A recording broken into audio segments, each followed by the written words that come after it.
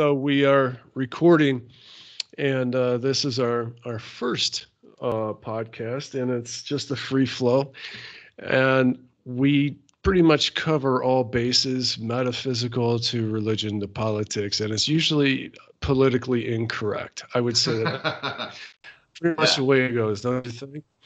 I totally agree Merle, with you've you. been my buddy since college, since we were like, I was 19. I think you were 19. Yeah, yeah. And yeah, and Seems like you yesterday. Yeah, so you're out in LA now, and oh, you know what? A big topic that we got to talk about is what the hell we're going to call this podcast. Yeah, I've been And thinking a lot about that, and I me thought by now I would have a name. I don't. well, see, and this is some Cornucopia. that sounds like Thanksgiving. I'm Um, so hungry. I've also done a lot of thinking about it, and naming things in businesses and services and something is part of my job, has been for my whole life. And what I'll do is I'll start with root keywords, and then I'll hit a thesaurus on those root keywords and make lists. And then Mm, you start seeing, oh, well, this thing starts sparking. And with us, we have so many different things. I named a few right there, like politically incorrect, metaphysical, political, inspiration. There are a lot of different things that you could describe right. our typical conversations. Agreed. But I still hadn't come up with anything that I thought was worth a damn. And so I got to throw this out at you because I think this works perfectly. A couple years ago, I was going through my own identity crisis with my business, with myself, and everything. And I I'm going to make a really long story as short as possible. But then when I was about at the bottom, I get this text all of a sudden. I'm sitting at my desk like this. I get this text. It's in the morning from my brother. Says, "Mom got in an accident. She broke her back." And it was like, yeah, man. So that, mouth goes dry immediately. What the hell? So my mother got in a car accident and broke her Wow. back that summer, 2 or 3 years ago. And I packed up everything and moved out there to her house in Painesville, where I grew up, and to watch her dog and cat, and at that time, my dog, Lainey, as well. Mhm. And it was the beginning of the summer. It was June. Lisa and I just broke up as well. Jeez. I just severed or my partner, my business partner, severed our business relationship.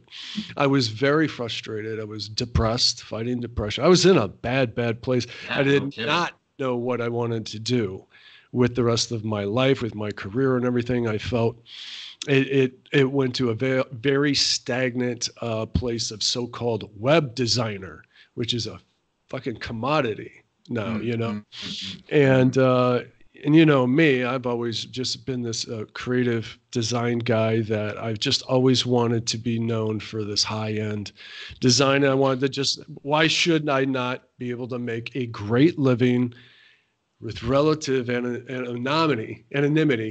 I never, wanted to be too far in the forefront. But anyways, the point is, so I had this huge identity crisis about what to do with my business, with myself and all that. And I had all of these quiet evenings that purposely was working about half time. That was loud. It was Really, just, I hit the mute button and everything. oh. uh, so I was working purposefully about halftime, and it was this beautiful summer, and I was riding my bike the rest of the time, and then at night just having some beers and a cigar every night outside, super peaceful, wondering what the hell I'm all just so self-introspective and all the crap I've been through. And I got back to the basics of things. I'm like, well, what did I really like doing, and what do I how can I apply that, and what didn't I like what has been turning me off, what used to turn me on. So again, trying to make that very long story short, I came back to, okay, what's turned me off is constantly chasing technology, because that's how I made a name for myself when I was young, is being that designer that really got really good with the software. And taught in college, taught other people for 18 to 20 Right. years and all of that. And well, technology just keeps running away, running away. And now all of a sudden, everybody's calling me a web designer, which I find offensive, because that's like, oh, I could get a guy in India to do your website for $50. You probably don't really know that, but it's not going to work for you. I mean, Right. it'll probably give you more problems than not. And I thought, well, what did work for me all along, and it is branding. It started out for me making logos for people right out of college, my first job at an agency. That led to doing slogans and stuff, but I found quickly that I really couldn't even do a good logo and slogan if I didn't totally understand the company, the real passion behind the company. Right. Right. That And makes so, sense. yeah, and that got into doing mission and vision statements and everything else. To this day, I now have been positioning services of companies, creating their value propositions, and then in this way, creating the full online marketing package for them. And so I got the realization that, okay, things that I loved, branding, you can't take that away from me either. That's my creativity. Fuck all this technology stuff that, I got lost in that. Hmm. And Hmm. the other thing I loved teaching. You know, I Right. absolutely loved it and have been very, very good at it, because I can take complex concepts and break them down, Hmm. and Hmm. to make it very easy, fun, and engaging for people. So I'm like, all right, with that, I'm just going to talk about branding now. When I talk about my company now, my online marketing, I don't even say that. Even that sounds too cliche today, or Hmm. commoditized. I talk about, I build your best brand. So before you go and invest money into social media advertising, Google AdWords, and all of that, make sure, let me help you build your best brand, because you could drive all those prospects there, but you need to convert them into clients. And that's the ground floor. It's the Right. foundation of everything.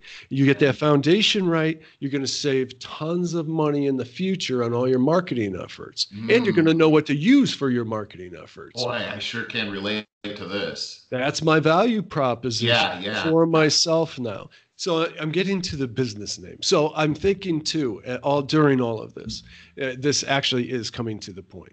Um, and I'm like, okay, so I'm going to do that with my basic business and my one-on-one service work. But, the teaching aspect is something like I stopped teaching at college, and I'm like, but man, and I still do seminars and stuff like that on these things that I do, which I find fun. But I've been developing, and I am at least 75% of the way there. I've developed my entire online curriculum. It, it Wow. I have a giant book basically online about it, and it's also all video, headed by video. And I'm like, well, what is this? I preach you got to target. You want to. Everybody wants to target everybody. God, I don't want to leave anyone out. That could be a potential customer. Well, To that's target right. everyone is to target no one. So what do I Hmm. like? I think about who was my favorite customers in the last few years, and I titled this program "Over 50 Starting Over." Huh. And yeah, I wish I could figure out how to just throw up the logo and stuff real quickly. But here's my point. This is where I'm going. So I kept thinking about the name of what we're doing and what we talk about and things like that.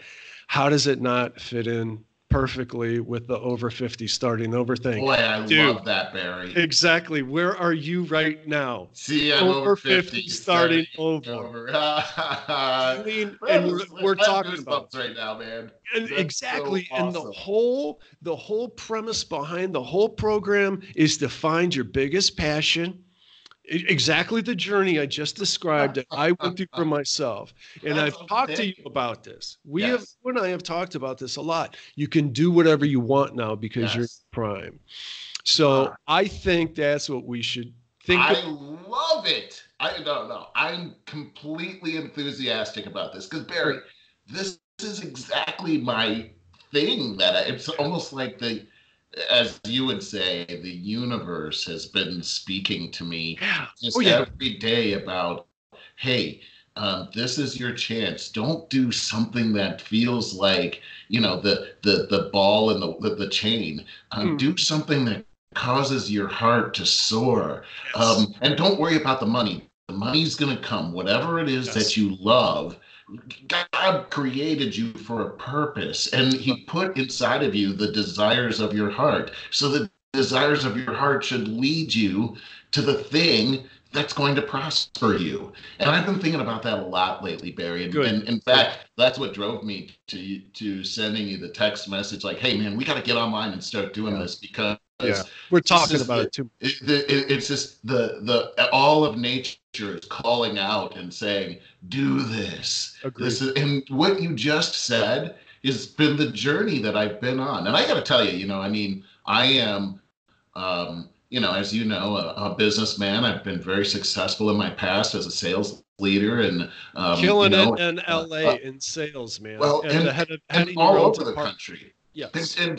And having successes in the healthcare vertical all over the country, utilizing complex sales philosophy and tactical methods, but very strategic, thinking several steps ahead, and always with a win-win outcome, being the strategy. And so my whole existence has been in creating partnerships that are lucrative on both ends, that lead to bigger and better things as well.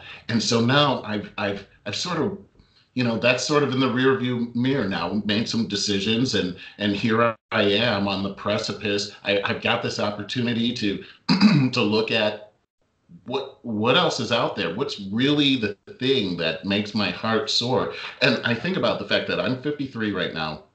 My dad, who was a hero of mine, passed away at 55. He was very successful as a businessman. Mine at 54. And this is 1 year from now.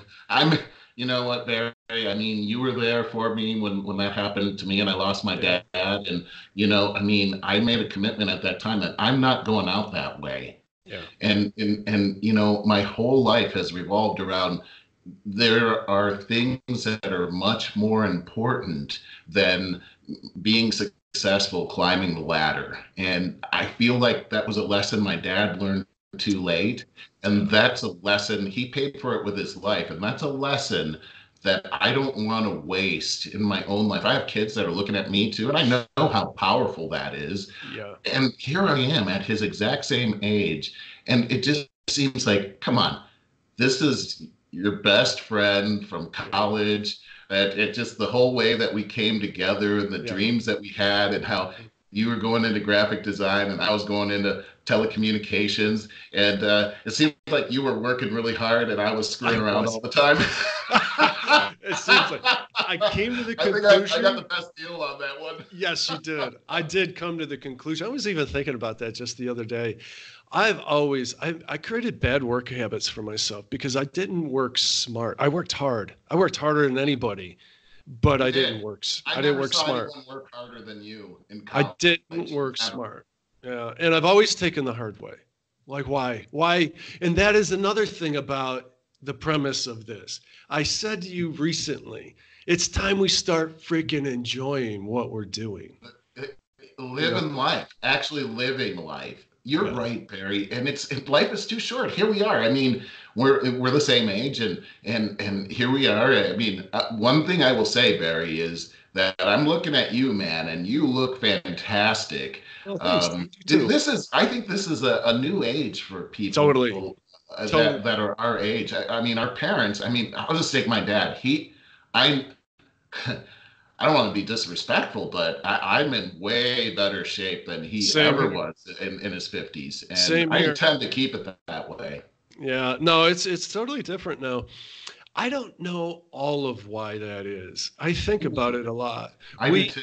We definitely eat better. Most of us eat better if you're not eating all the boxed food, right? Because that's where all the preservatives and quite a bit of that.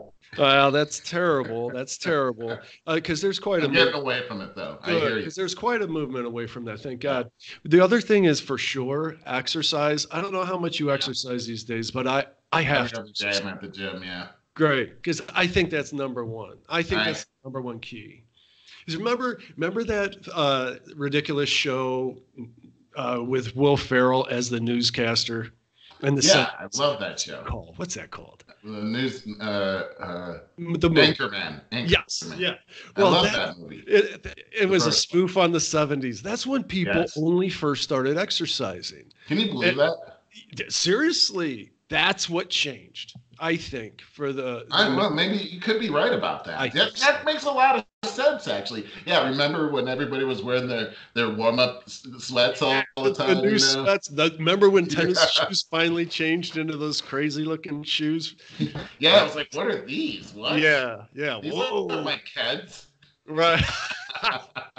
Right. I think that's what changed. But to It makes a lot of sense. the real point here, yeah. So the 50's the new 40 or even 30. I'm Say thinking 30. 35, maybe. Yeah, yeah, dude. I don't know. 35. I will say I do battle some arthritis in my one shoulder due to the injuries I've had in it over the years. Well, you're But an athlete. yeah, but other than that, man, I don't know. I feel like I kill it. So Same it's up. here. I feel great. I got to tell you, I feel great, and I've been doing all these great things and getting on my mountain bike. Oh my Oh, I God, just love being riding my out in nature and everything. And I found the most wonderful places to go. And Anne Marie and I hike all the time. There's so many beautiful places to hike here, and we found that we keep finding new paradises around here. So, you say what you want about California politics.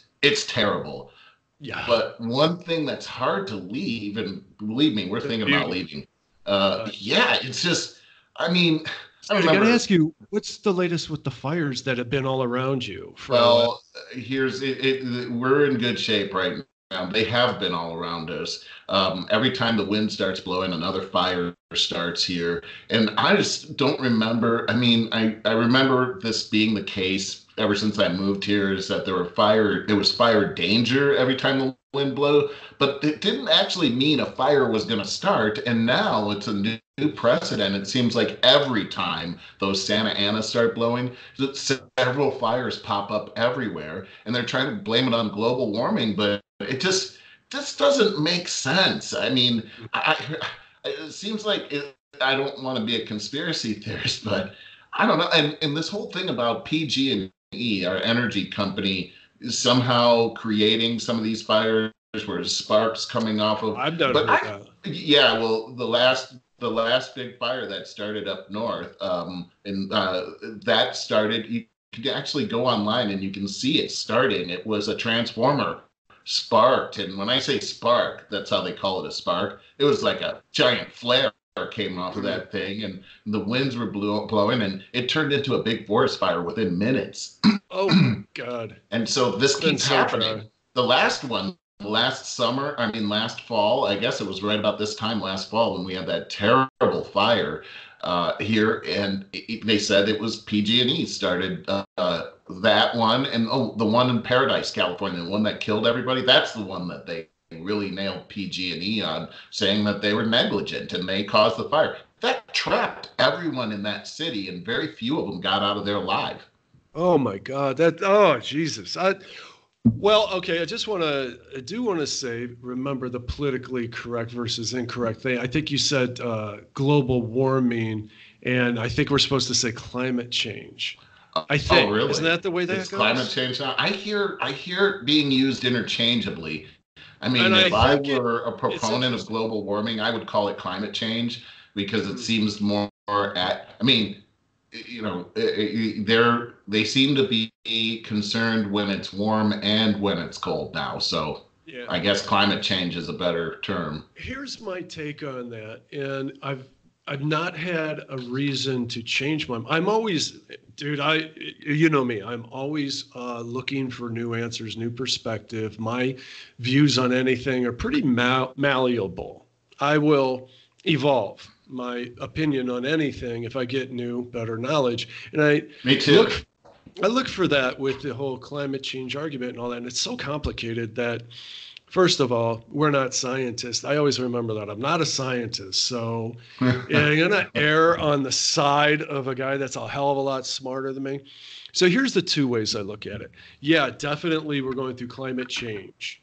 I'm not attributing any blame anywhere. I'm just saying we have got more drastic weather going on, weather patterns going on like crazy. And for whatever reason, is it a natural cycle? Maybe. I hear evidence to that a lot. But here's the other thing. Here's the other thing that I think about. This is just me talking. But we've had over 100 years since the Industrial Revolution, about 100 years of pumping all that smoke into the atmosphere. Right. Billions of tons a day for 100 years. How do you expect that not to do something? You know, it's got to do something. So there's that. You know, I get that, and who could deny that probably has some effect. I mean, I live in Los Angeles, so sure. As I drive to the airport, I see a giant cloud of dinge over the valley, and so where is that coming from? It's not coming from trees; it's coming from cars and whatever. I mean, we can see that it has an effect on the. Hey, here's the thing. I live by the 101 freeway, and every couple of days I have to sweep all this black dust off of my porch that's coming from the freeway somehow. So yeah, it's actually there is an effect on the environment, but I think the premise here is that is it something that's going to absolutely doom the world to destruction to the point that we have to adopt? Yeah, to the point that we have to adopt a multi-trillion-dollar energy savings plan and destroy ourselves before we could even solve that. I mean, you're not going to be able to solve the problem by coming up with a plan that we can't afford. That would be like saying, hey, I'd like to fix my house, but I don't have any money to fix it. We have to come up with some kind of coherent plan based on sound science that here's how ridiculous that AOC argument is, that person from the squad. And you know, first of all, as I know it, we are responsible for like a maximum of 5% of the world's pollution. So we're going to put ourselves in trillions of dollars of debt, additional debt. You know, we destroy ourselves economically before we could even have an impact on the world. So I suppose you just got to use common sense and say, well, we have to use diplomacy. You know, all these other giant countries like China and India and stuff, they're like, you know, screw you guys. We just got all this industrial revolution. You guys already had it. So it's our time to, and they don't regulate themselves worth a damn. Well, we're now a world economy for sure.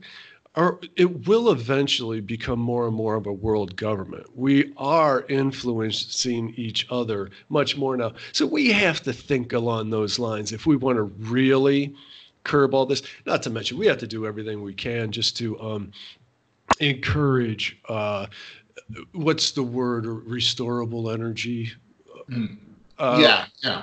That's not renewable energy. Renewable energy. Right. Yeah.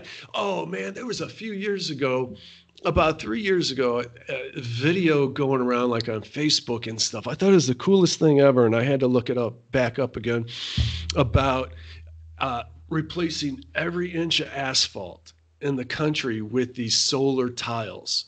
Imagine that. Oh my God. Your driveway. Can you imagine the cost of that? Well, the cost of roads is quite a bit as it is, but think if you, but that is, really durable solar panels, but that would be the end of all energy problems everywhere forever.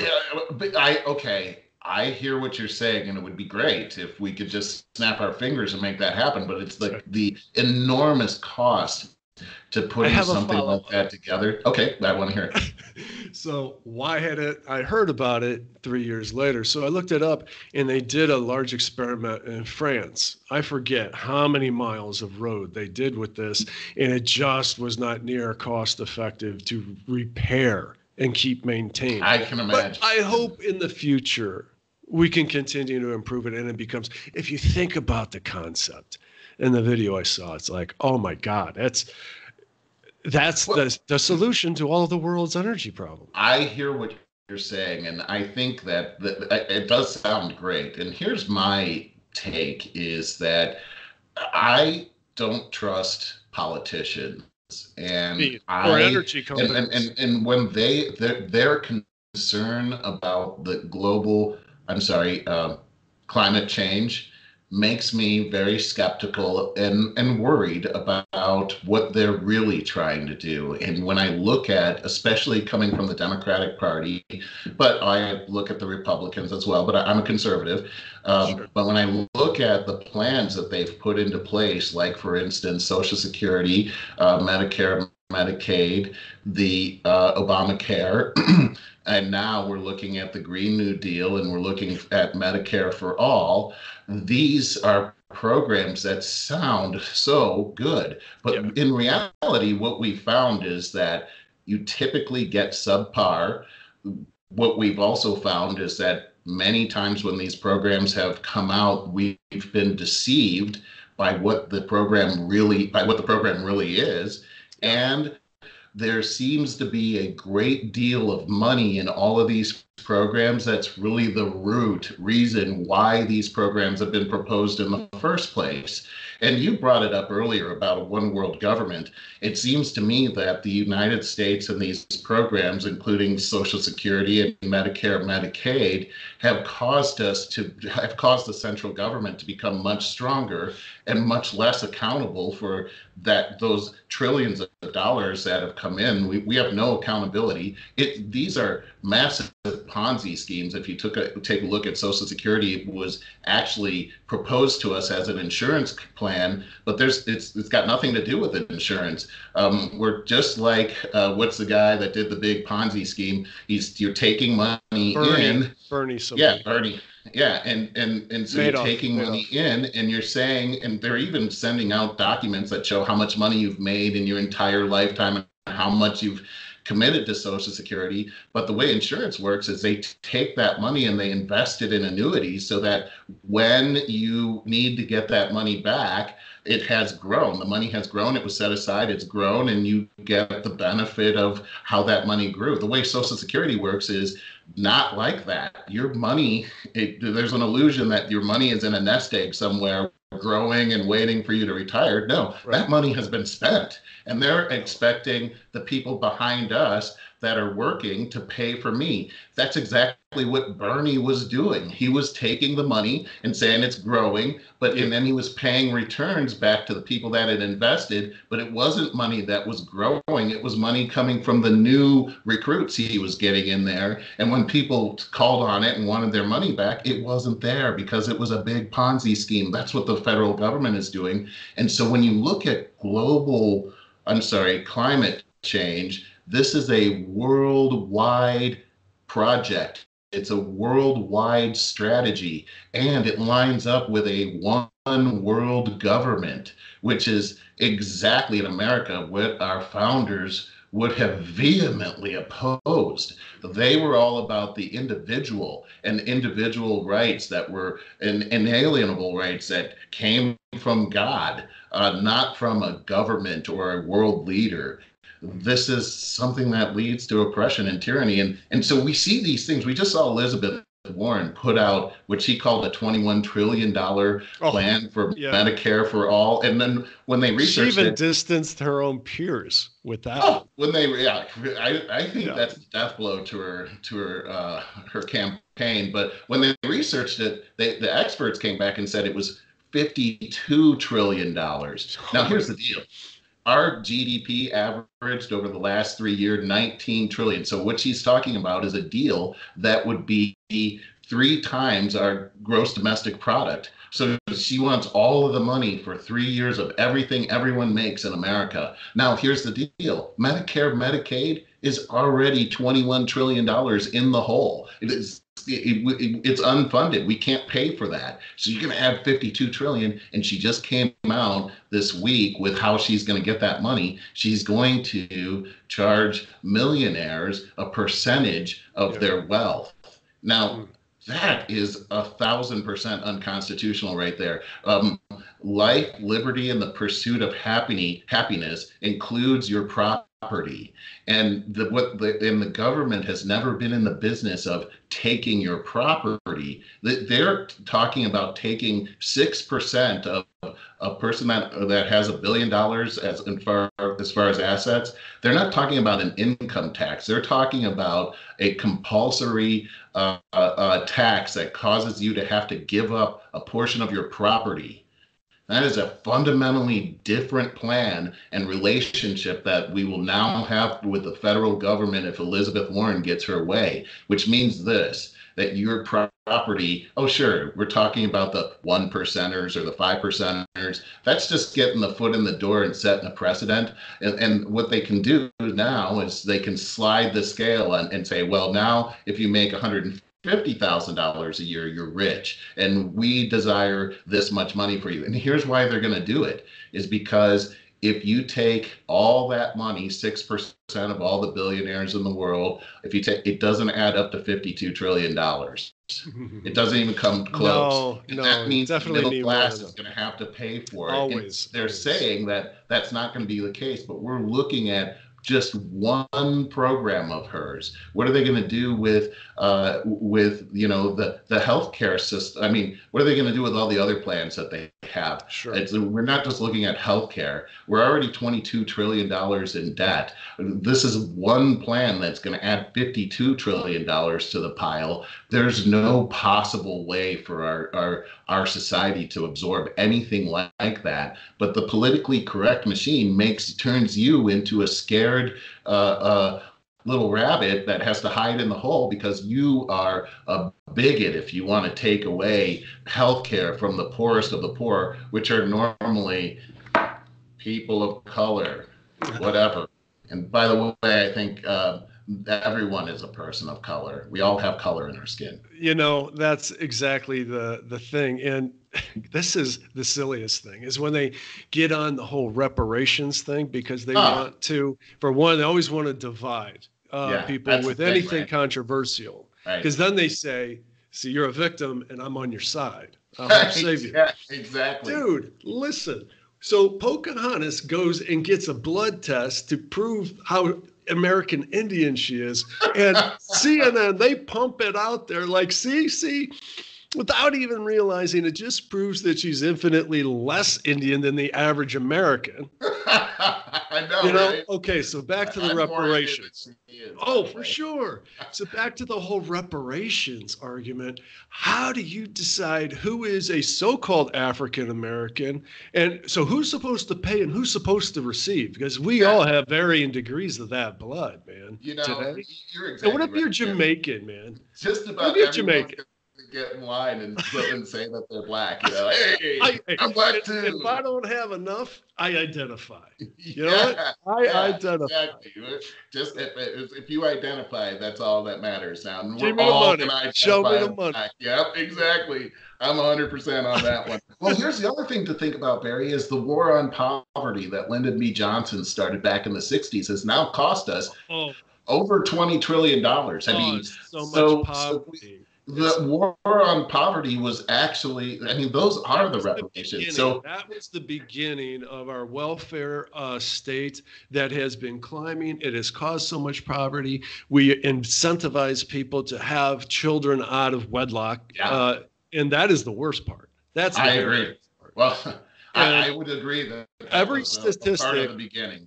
Absolutely. Every statistic will show you that the most productive families in the country have the same, amazingly, the charts are the same, have the most centralized family. Centralized the word, what I mean, together, right? Together. Yeah. The nuclear family is the most powerful force in this world. And since white people are barely hanging to the majority, that's who we talk about. But who's at the very top of that? People we never talk about, Asians. Asians have Yeah. the highest rate of nuclear families and the Look at what highest they've rate of done. success. Yep. And we don't fear them. It's like, have you ever, like, oh my God, an Asian? I'm not going down that alley. Are you kidding me? You know, they're the nicest people. I live in, I'm in Cleveland Heights, man, where Case Western Reserve is. There's so many Asians here. Dude, they all look like victims waiting to happen. They look they look milky white is what they do. And they look ready to get rolled by the latest guy to come by here and, take advantage of them. And I feel bad for them in that regard. But my real point is they're the real minorities that are at the very top. Well, you're making such a great point here, Barry, because you look at, even Jewish families have the same trait. I mean, they stick together as far as families go, and they look out for each other. And, when you take a look at what's happening in Black America today, you find out that 75% of Black people today that are born without two parents. That is absolutely a death knell to the community. And when you take a look at what's happening in Chicago with the Black on Black crime, I look, as a young Black person growing up myself, I had a strong father in my house, and thank God I would not be here doing this podcast with you if my dad hadn't been all over my stuff all the time, because I totally was apt for finding trouble. And it's not just a Black thing. You got a good story there that we're going to explore one of these times. You got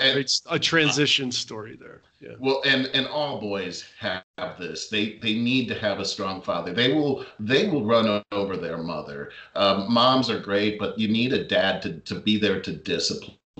And what's happening right now, especially in Chicago, is the lack of that is on display, and we're paying the price. And everyone's afraid, especially the Black community. They want to blame police brutality. And the statistics around that don't hold water. That doesn't hold water. No, not in gun shootings.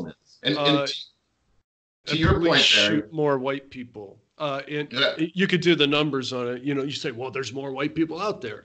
I've seen the charts on that. Start looking at the ratios. That's what you need. That's what I'm trying to. So it doesn't hold water at all either. No, not at all. Not at all. So it comes down to a character issue, Barry. One thing that I learned growing up is that if you have character, you take responsibility. If you don't have character, you blame people. Now, how do you get character? Through discipline. If you don't have a strong father around to discipline you, you're probably not going to have any character. And as a result, you're going to blame everybody and everything around you for the situation that you're in.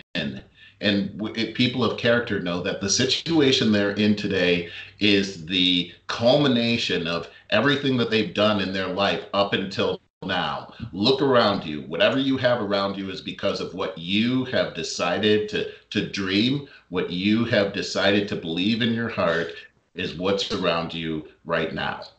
Hey, I'm not going to take away the fact, though, that a lot of people get dealt a very bad hand. Absolutely. That are born without a chance into you're right. A crappy situation and a ghetto, whether it's white, Black, Asian, whatever, and that can really warp you at a young age. Sure. And I would push back a little bit on this because obviously people are born with, at different levels. Some people are born with a silver spoon in their mouth, other people not. And we talked about my dad a little bit. I mean, he was born at a time in West Virginia where when he got to be high school age, he wasn't allowed to go to school because Brown versus Board of Education hadn't passed, and he was a young Black guy in a prejudiced South.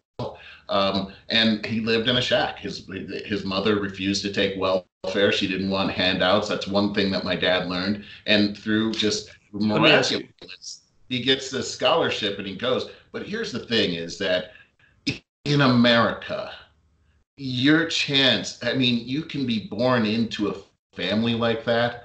And because there's no caste system here, you can make it. And there's so many stories of people that had nothing, but look, if you have nothing and you're in almost any other part of the world, you have no chance. But here in Right. America, if you have nothing, you still have a chance. You And have a that's the chance to big have a great difference. story. Yeah, and you I can want to turn ask you, it around. I mean, there are so many people that are multimillionaires today that were starving as young people, and without that's what question. the free market has given that gift, and that's why people are trying to break down the walls to get into America in the Yeah, first place. exactly. Wanted to ask you briefly, because I don't know the story. Your father grew up to be a very successful black man in a You did. through a challenging time. As you just Oh, said, absolutely. West Virginia back then, 50s, 60s, what have you, 40s, 50s, 60s, I guess.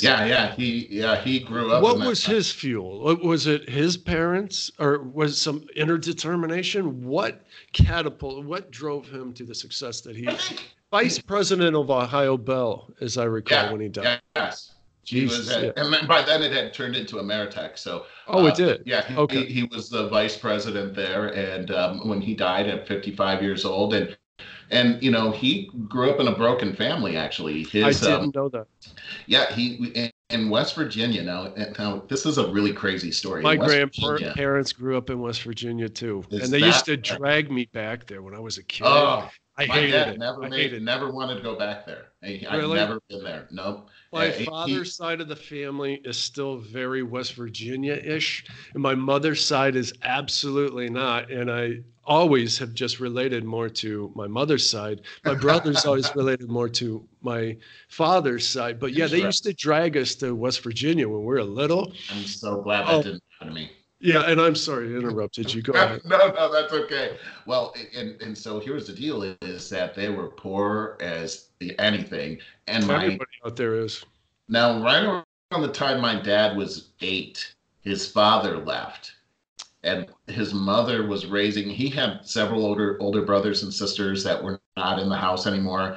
He and his sister were sort of the mistakes. So they were like about 10 years younger than the rest of the brothers and sisters. So here was his mother raising them. He ended up having to, by the time he was high school age, he wasn't allowed to go to school. So for the next 2 years, he had to get a job to help the family survive, and he worked at an auto mechanics place. In the meantime, his mother was a gigantic influence to him and was always telling him that one day he was going to go to college. And I remember my dad telling a story about how he had decided to join the military. And this was, it may have been before he was allowed to go back to high school. I'm not sure. But she had to sign the papers for him to go into the military, and this would be a sure way for him to get a paycheck and take care of the Mm, family, pretty good pay. mhm. But she refused to sign the papers, telling him that he was going to go to college. Now they live in a shack. They have no money. His dad's gone. By the way, little did he know until later in life, his dad had moved to Pennsylvania, the Pittsburgh area, because the only place for black men to work at that time was in the coal mines. So he Oh, actually went up to Pittsburgh and was sending money back to the family that he didn't know about, which wow. it's crazy that he didn't know about that because he had a lot of animosity towards his dad after that. Anyway, so he ended up being allowed to go back to school. And when he went back to school, he was actually the class president all 4 years of his high school. Not only that, he was a tremendous athlete in football, Wow. basketball, and baseball. And he was able, through sports, to earn a basketball scholarship to Miami of Ohio. No And kidding. went to, and so his mother's prophecy comes true at a time when he wasn't even allowed to go to school. She was telling him that. So Yeah. just the power of a parent speaking into your life Mm, is yeah. over the top. I mean, I'm a parent, and I I Two know we beautiful all kids. underestimate it, but just the power that's really what propelled him into that. And not to mention that he really took on a lot of her personality. She was a very self-determined person, didn't make excuses, was a person of her word. If you said you were going to do it, that was your bond. If you shook hands on something, that was it. I remember my dad teaching me how to shake hands. And that was my dad was 6'5", over 300 pounds, just a hulk of a man. And Yeah. as a little kid, I remember, like, he would crush my hand. You're a big man too, though. Yeah, but he would crush my, and I had to look him in the eye like that. That was very. I remember teaching those are my important lessons. Yep. And he didn't want me to think that I was beneath anybody. These are lessons your dad teaches you that I think we started out talking about what's happening in the Black community, and 75% of that community is born without a father. That's devastating. It's devastating to the community, and it's the number one problem. It's not police brutality. And by the way, we need to be uplifting our police force. Sure, there could be some bad ones, and there's bad people. Always going to be. Power corrupts. But for the most part, these are the people that come to save our lives and put themselves in harm's way in order to protect people that they don't even know. And so we should be very much respecting them and lifting them up, especially in front of our children. No, I agree with that. But at the same time, always keep them in check, because power corrupts, and you get those young men going into the field because they want to put that gun on their hip and feel like a badass. Well, that's true. But I don't think that most of them are doing that. Well, I agree with you too. And, I'll just say that I grew up a Democrat. I am still, believe it or not, on paper, a Democrat, but I've been disgusted by the party. You've always been a Republican, so I just wanted to throw that. That's probably obvious. Also, you are a born-again Christian. Yes. And you made mention earlier that you would say, Barry, the universe, and I do. I talk like that. I say, well, the universe seems to be guiding me in this way. And you're always going to say, well, God seems to be guiding me in this way. Amen. And we talk about all this all the time, and we are always going in the same direction. That's the important thing. And it's really refreshing for me too, Barry, that we were able to have these kinds of conversations without condemning each other for our beliefs. I love the respect that I always feel whenever we talk, and I love to hear your views and your thoughts as well. And I really believe that really we have much more in common than we have differences. I think that if we could get some traction with this podcast, I think that we are a good analogy to a much bigger picture.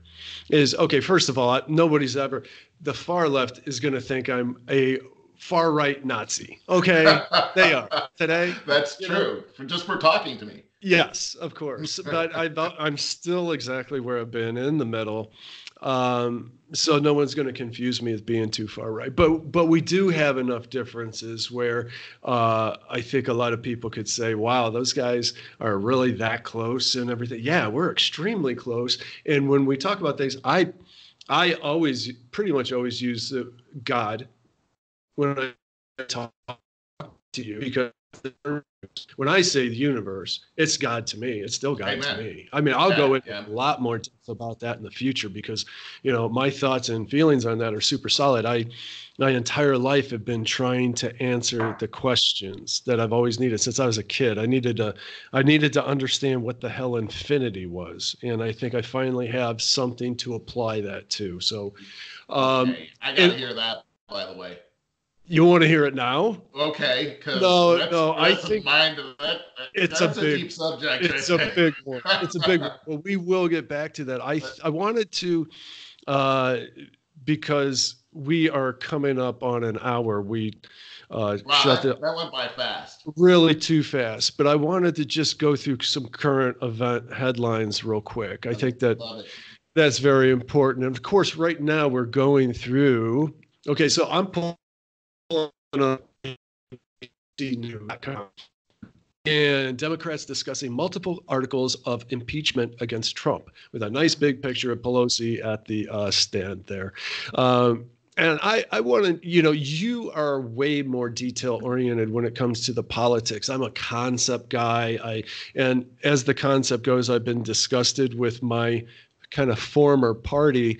Well, frankly, they just remind me too much of how disgusted I was with the Republican parties against Clinton, trying to find anything on Clinton way back then, coming up with, what's her name? It's a good comparison. Yes. And so they go from Russia for 2 years. Okay, this is another thing. I know this is a whole nother story in itself. But for 2 years, CNN ran with that whole Russian headline, even though there's multiple video clips of the CEO being caught on hidden camera saying, "Yeah, we know there's nothing to it, but our ratings go through the Right. roof." And Mm. and everybody knew this, and yet there is that Trump derangement syndrome. It is There real. is. It is a real thing. I run around in the gym and stuff, and all those monitors I call it Little San Francisco out here, Cleveland Heights. And every one of those tickers on CNN, it's Trump. Trump is in the headlines every time. That's the Yes. only thing they talk about. So I wanted to hear what you got to say about where things are with this impeachment right now. How do you think this is going and where it's going to go? Um, I'll leave it at that for the moment. I think that thanks for the rope on that one. Let's see if I can swing on it and not hang myself. But I really look at that and say, I feel that the Democratic Party is in big trouble. And I think that's a problem for the country. I really believe that the two-party system is healthy for the country. I do too. And I really believe that the founding fathers believed that as well. What I see, though, is a party that does not want to play by the rules anymore of the Constitution. Right. Right. And so that's not fair. And they're really there's a social compact that we have called the Constitution. So we don't elect our government officials to come in and fundamentally change America. We love America. That's something I believe that liberals and conservatives can agree on, is that we love this country, so we don't want to fundamentally change it into another country. I don't know about that. So I think the far left hates this country and wants to change it. Fundamental. I didn't say the far left. I said liberals, and I don't include them in the far left. You're right. I agree with you, though. Okay. Yeah. Okay. I totally agree with you. Would you say far left and progressives are synonymous? No, I would not. Yes, I would actually. Yeah, I would say that a progressive is not a liberal. Okay. I'm glad that you said that. Okay, yeah. Then I can still say that I feel pretty liberal. I always have, and I shouldn't feel bad about that. Well, this is why you and I can talk, because you're a liberal. You're not. We would have no foundation of truth if you were a progressive. I vehemently disagree with progressive ideology, which really started under the Wilson administration, and it was fueled by the FDR administration and Lyndon B. Johnson. You mentioned you mentioned Medicare, Medicaid earlier. I mean, he just poured gasoline on the whole thing by doing that. So when I take a look at this impeachment, I'm a huge history buff, and I read the Federalist Papers. I read the Constitution. I love the Declaration of Independence and the history around it. And I also study what the founding fathers were studying at the time that they put the Constitution together. And they were studying writers, Plato's Republic, Thomas More's Utopia, Thomas Hobbes, Leviathan, but they were also reading Montesquieu and Locke at the same time. So they were reading what they didn't want, and they were reading what they wanted as well, and comparing and contrasting and talking through this. Well, when it comes to impeachment, this was a big subject going for the founding fathers and going back and forth and debating how they were going to do this. And Benjamin Franklin made a great point when he said, hey, and I'm just going to paraphrase, he said, look, without impeachment, there's only one other option, and that's beheading. And there was a reason why he said that. It had everything to do with history. Charles I was impeached, or they tried to impeach him in England back in the early 1600s, and he said, "You can't impeach me. I'm a sovereign. I am the law." And they said, "Oh, you're right." So they chopped his head off. Oh, wow, man. I love the bits of history that you put out there. This is why impeachment is in the Constitution in the first place. Now, there was a lot of debate over this, and I believe it was Madison in Federalist 51 who's talking about the big concern that they have about impeachment. And you could probably guess what it is, because every time impeachment's been used this within the last 100 years, it was used for the same purpose. And you brought up the Clinton impeachment. It was brought up and used as a political weapon, not because of crimes and high crimes and misdemeanors. This shit's got to stop. Always used as a political weapon. The Republicans used it as a political weapon against Bill Clinton. And what happened? Bill Clinton became stronger and the Republican Party became weaker. That's what's now. And that's what's repeating itself on the opposite sides. With the Democrat, at least the Republicans had something pretty serious there, which is that he had perjured himself. He had lied about what he had done in that Oval Office, and that's in front of Congress. That's perjury, and that could be considered a high crime. However, is it something you want to impeach over? I think we could come up with something much more damaging for something that changes the will of the American people, because impeachment is actually stealing the will of the American people, a duly elected person. And do you know, the president, besides I'm just saying, I just think that without hard evidence, without something that's devastating to America, impeachment is a great waste of time. And I think it's just a thinly veiled attempt to win the 2020 election. They know they're never going to get in a conviction in the Senate. Right. So this is their way of trashing the president the way that they have for the last 3 years in order to win support for the 2020 election. But here's how it's working against them. This impeachment has completely eclipsed what the Democratic candidates for president are saying. We haven't even been able to hear from them in the last several weeks. I think this is it's like they're pointing a gun, but the barrel is pointing at them. That's how I'm seeing this, and I think it's also embarrassing that other countries are seeing this happen, because it's like child's play. Okay, they're all just like children. No, I totally agree. Along these same lines, how about this headline? Trump Jr. defends the tweeting article with whistleblowers' alleged identity. I didn't catch that they pulled down the tweet where he told who the whistleblower is. Do you know about that? Yeah. So the whistleblower, he put out the name of the whistleblower. Now, we're not sure if that's actually the real person or not. However, that person could just come out in the press and say, I'm not the whistleblower, and that hasn't happened. Now, one of the things I hear they want to, bring them in front of a court or something like that, or bring them in front of Congress. But my understanding is that the whistleblower statutes don't actually prevent the name from coming out. It prevents them from taking it. It prevents the employer from firing that person, or also creating a hostile environment for that person. But the anonymity part seems to be something that was thrown in. But when you start to look at the Constitution, which is really the centerpiece from which all law comes from here in this country, this is the biggest thing that you can do in law, is impeach the president, the sitting president of the United States. And we can't do anything under our legal system. And I know that this isn't a legal process, but the legal system should be the precedent for how we determine how this is going to run, because under our Constitution, we all have unalienable rights, including the president.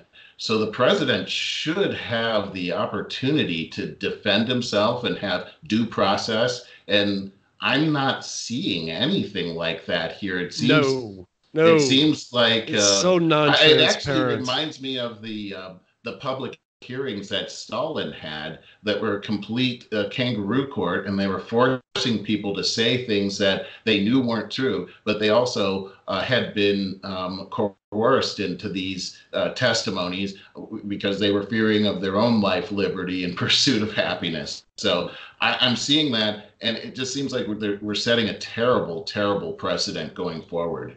No, man, I think some changes have to come of this. It can't be a precedent. But Jeez. back to Donald Trump Jr., though, I don't see anything wrong with him being able to communicate that. If we're going to take away the will of the people by removing the duly elected president, then the actual finger pointer should stand behind his accusation, because when we take a look at what's happening to the president, if they can do this to the president, then they can do it to you. And that means that, I mean, this would be like saying, Barry, we're going to arrest you for murder, and that we have all kinds of evidence, but you're not going to be able to face your accuser or know who it is. And so go ahead and defend yourself. Oh, wait, we don't like these witnesses. You can't use these witnesses. No, look, he's all defensive. That means he's guilty. Throw him in jail for life. I mean, that's what's happening here. And this is the scary thing, that people are watching this. And even if you are for impeachment, if you don't see that there's not due process here, or I don't know how you can't see that there is not due process. Right. You should be concerned about yourself, because if they can do it to the president, that means they can do it to you. And we live in a land where the individual has, again, unalienable rights. You have the right to defend yourself. You have the right to not be taken away by a mob. Here in this country, we as citizens have the right to elect our president. And if he is doing something wrong, and I mean something that should be impeachable, and I haven't seen him do anything wrong, by the way. If he is, I want to know about it, because I don't want him in there doing anything wrong. We should all be looking at this as the presidential office is my presidential office. And that person, I mean, I wasn't, I'm not a Democrat, but President Obama was my president. President Trump is my president. President Clinton was my president. And so, we have to pray for our president, not curse him. This is our country. Yeah, we're in a very bad state in those regards these days. So we are about an hour and a minute into this. I want to wrap this up for now. This has been great, Barry. Oh, it absolutely has been. I just want to say one final thing that in regards to everything that you said. So as we got one more year of all this BS, so the Democrats trying to take the presidency back, I have said for the last 3 years, do you know how easy it would be to get a candidate on the left side, on the Democrat side, to unseat Donald Trump in 4 years? They can't. They've been just too focused on hysteria, absolute hysteria, and putting out a bunch of clowns in this DNC. Remember last time, and they rigged the DNC to get Hillary? Crazy. So if they how do they get away with that?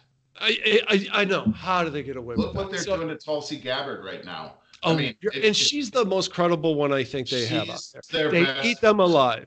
They eat the best alive. So they have no chance. Right. They don't have a chance because of that. I agree. And that's the thing. So Trump can go out there and he can act like a really spoiled 14-year-old boy. He can. I mean, and so the Democrats' solution to that is, well, we'll act like a 12-year-old. Seriously. That's what I mean. Do you know how easy it is to beat a spoiled brat 14-year-old boy? Yeah. Just parade out a 20-year-old. Go on impulse, yeah. So yeah, we'll get back to this. In fact, I would like to do another one real soon. Me too.